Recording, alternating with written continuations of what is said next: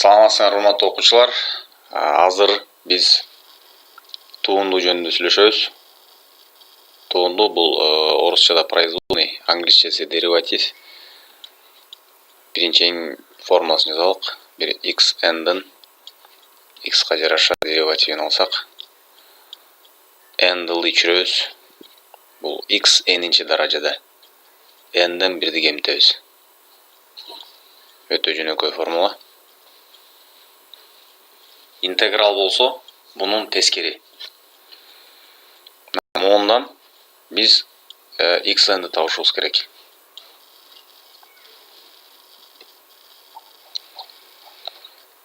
Эми биздин учурда биз деривативди туундуну эмне үчүн пайдаланабыз?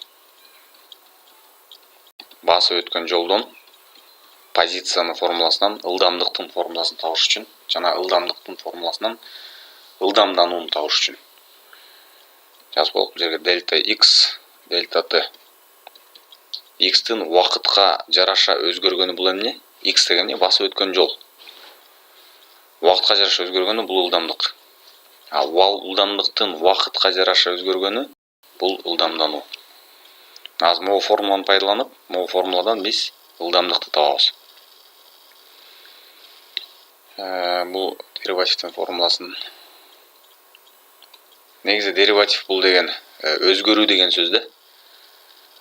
Бул x-тин убакытка жараша кандай өзгөрөт? Ылдамдык убакытка жараша кандай өзгөрөт? Бир нерсенин бир нерсеге жараша өзгөрүүсү деген сөз да. Бир график бар го математикада x, y, x деп. Бир функция бар. Функция дегенде y-тин x-ка жараша өзгөргөнү. X-тин значениясы 1 кезде, x-тин мааниси 1 кезде, y канча болду? Физикада бул өтө сонун түшүндүрүлөт. Бир жөнөкөй эле график чыгып коелук. X деген басып өткөн жол, t деген убакыт. Убакытка жараша x-тин өзгөрүүсү. Биринчи секундада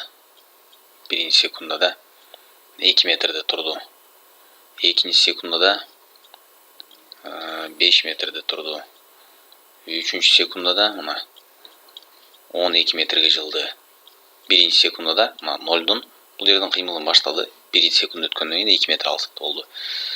Дагы 1 секунд өткөндөн кийин 5 метрге жетти, 3 метрге жылды. Дагы 1 секунд өткөндөн кийин 12 метрге келди. Физика менен түшүндүргөн өтө сонун болот да. X деген бул эмне? F атты. Бул эмне? T-га жараша өзгөргөн бир функция. T-га жараша, убакытка жараша бунун позициясын өзгөргөндүгү деген да. Булардын баарын өчүп салалык. Өтө көп нерсени жазып жибериптирмин.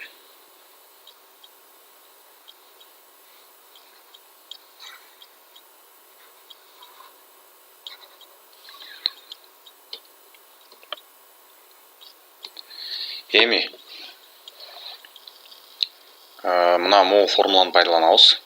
Өзгөрүү болгондон кийин демек туруктуу бир сандын деривативи эмне болот? 0 болот. Дельта c, дельта x деп коелук. C деп бул констант деген сөздөн келет. Констант деген сөз туруктуу деген сөздү түшүндүрөт. Турактуу сөздүн мааниси 0. Бүттү. Деривативке алганда, туундуга алганда ар бирөөнү өзүнчө алабыз. Бул жерде плюстар турса ар бирөөнү өзүнчө. Бунун деривативи 0 болот. Бунун деривативи v сан, астында кандай сан болсо ошо бойдон кала берет. Бул жерде a деген бир постоянный сан болсо, бул жерде a бойдон кала берет. v калды. Даражасы канча? 1 ылдыйга түшөт. 1ден 1ди кемитебиз. Плюс 1 бөлүнгөн 2 a. Бул жерде мына мунун баардыгы бир какой-то сан болгондугу үчүн, турактуу бир сан болгон үчүн ошо бойдон кала берет. 2-ни түшүрөбүз мына даражасын. 2ден 1ди кемитебиз. 0ду жазбай эле коелук, 0 анткени. плюс ВО, плюсту деле жазбайлы болук, башты чыгаштырбай. ВО 1-ди да жазбайбыз анткени Т 0 даража. Эстейбиз, 0 даражада кандайдыр бир сан болсо, ал эмнеге барабар? 1-ге барабар. 0 даражада барлык сандар 1-ге барабар. 0дон башка. Муну башка сабакта далилдегенбиз, бул жерде жөнүнө керек. Эмне себеп менен 1-ге барабар болот?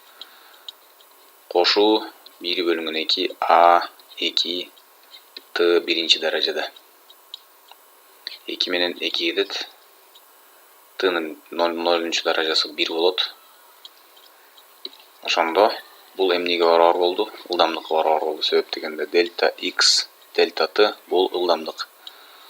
В барабар ВО А көбөйтүлгөн Т. Ылдамдыктын формуласын эстесеңер, мындай. Демек X'тан биз X'ты деривативин алып туруп, тугундусун алып туруп, ылдамдыкты таап алсак болот. Ылдамдыктын тугундусун алып туруп, ылдамдоону таап алабыз.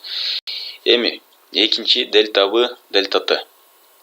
Ылдамдыктын тугундусун алалык. Кайра эле. Ар бирөөнү 1ден алабыз. Дельта В, дельта Т барабар А ВОнун интеге деривативи эмне болот? 0 болот. Анткени бул туруктуу сан. Баштапкы ылдамдык турактуу бир сан. Өзгөрбөйт. Бир кыймылды баштаганда баштапкы ылдамдыгы 5 метр секунд болчу, ал өзгөрбөйт. Баштапкы ылдамдык болчу. Кошобуз. Тнын 1 даражасы бар. Биргектүү ылдыйга түшүрөбүз. А 1ден 1 деген бүтөбүз. Бул жерде жазбайбыз эчтеке, 0 бул жер.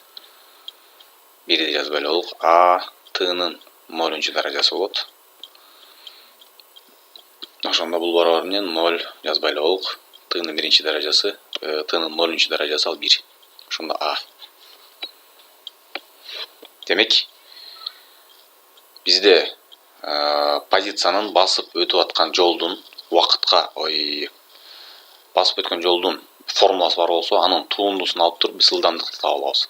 Ылдамдыктын тугундусун алып туруп, ылдамданууну таап алабыз. Ама D деген дериватив, ушу тугунду дегенди түшүндүрөт. Орусчасы производный, интеграл болсо бунун тескери. Бунун интегралын алып туруп, муну табабыз. Ал кийинки сабакта өтөбүз.